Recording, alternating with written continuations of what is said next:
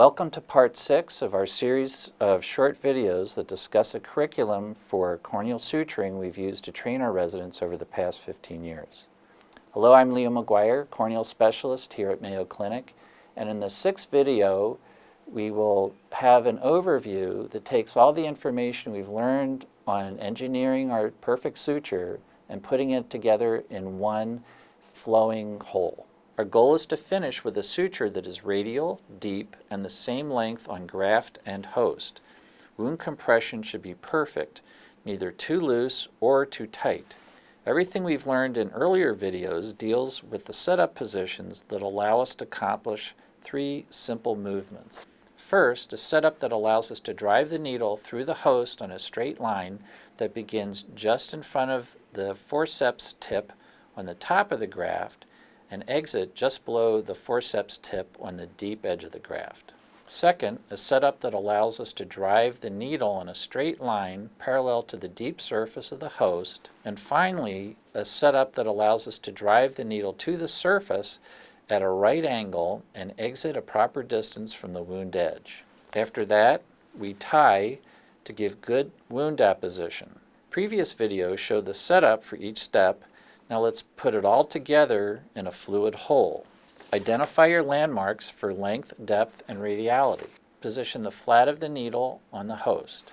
Move the needle radially to the graft and keep it stationary until the forceps are in position. Orient the forceps tips so they are parallel to the intended suture passage and oriented 45 degrees relative to the surface, with the deep forceps almost to the deep margin of the graft edge. Keep the deep tip still and move the top forceps tip to engage the surface of the graft. Orient the needle on the same radius as the forceps tips, engaging very close to the top tip and aiming just under the tip on the deep graft margin. Drive the needle on that straight line with a grossed hand motion, no wrist action. Bring the needle out of the graft edge for a distance equal to the intended host suture length. Move the needle so that it is parallel to the host surface. Walk it down to the deep edge. Barely engage the edge and keep your eye on the needle tip to keep it still until you bring the forceps into position. Stabilize the host with one of the forceps tips deep down on the host edge and both tips on the intended radius of the needle passage. Drive on the proper radial line that is parallel to the deep surface of the host. Rotate the plane of the needle tip so that it is pointing toward the host surface. Set up the colibri in the T position at that point where the needle should reach the host surface. Drive the colibri into the needle to bring the needle to the surface. Pull the suture through, keeping the suture parallel to the passage of the suture through the graft and host. Once the far end of the suture has reached the opposite limbus, cut the suture 4 millimeters from where it exits the host. Pull the suture through so that now the short end is on the graft about 3 millimeters from where it enters the graft. Pull the suture through to make the T and have the suture end point toward the non-dominant hand. The straight tire in the non-dominant hand grabs the suture perpendicular to the straight tire. The curved tire is positioned parallel to the suture on the opposite side of the short graft suture in a pickup position. The straight tire moves toward the stationary curved tire and places 3 loops in the first throw. Then the lower tip of the curved tire presses on the cornea to move under the short suture, and once under, moves up the short suture and grabs it at the end. Equal tension is placed on the short and long end of the suture, and in a series of stop-start movements, the wound is slowly brought together until the wound apposition is perfect. Then, keeping tension on both the long and the short suture ends, the short is brought toward the long, and when they are parallel, pull hard on both to lock the suture into position. Lay the short suture on the corneal surface and keep the curved tire perpendicular to the short suture when you let go. Bring the straight tire into the T position and loop once.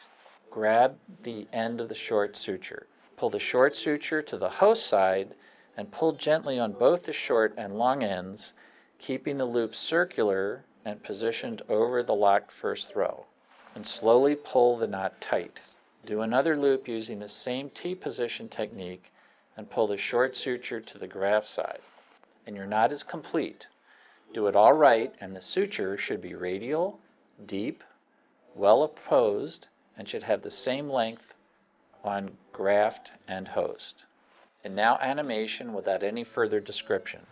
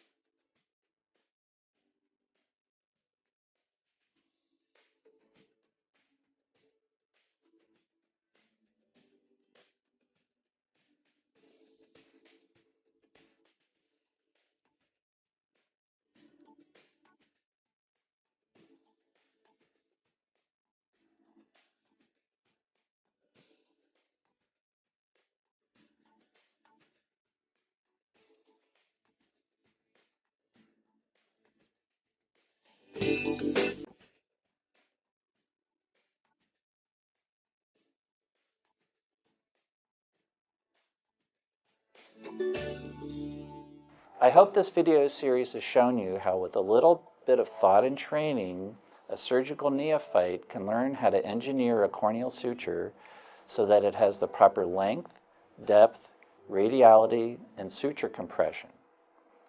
And in our future videos in this series, we will begin to show you the skills that a neophyte needs to move this theory into surgical practice. I'm Leo Maguire, and thank you for watching.